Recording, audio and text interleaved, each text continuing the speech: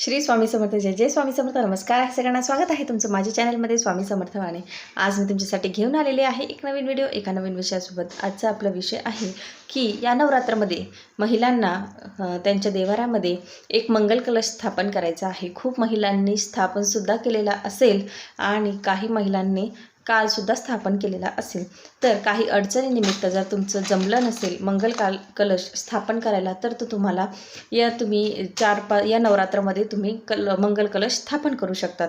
मंगल कलश जर तुम्ही स्थापन केला तर तुमच्या घरामध्ये सगळ्या गोष्टी ज्या असतात तर त्या व्यवस्थित व्हायला लागतात।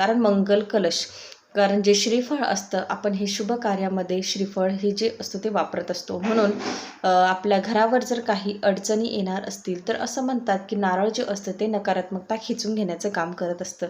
म्हणून आपल्याला आपल्या घरामध्ये कायमस्वरूपी एक मंगल कलश स्थापन करायचा आहे आणि त्याचं जे नारळ असतं ते तुम्ही पौर्णिमेला चेंज करू शकतात, त्याची पानं खराब झाल्यावर चेंज करू शकतात।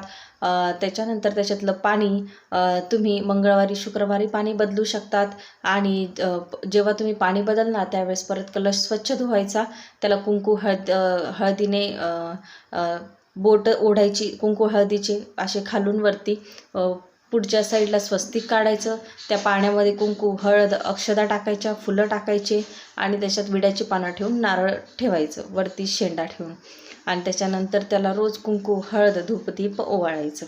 तर हा जो मंगल कलश आहे हा सगळ्यांनीच त्यांच्या देवाऱ्यामध्ये स्थापन करावा। देवाच्या उजव्या साईडला मंगल कलश हा स्थापन करायचा असतो।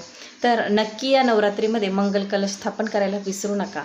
तर अशा छोट्याशा माहितीसोबत भेटूया पुढच्या व्हिडिओमध्ये। श्री स्वामी समर्थ जय जय स्वामी समर्थ।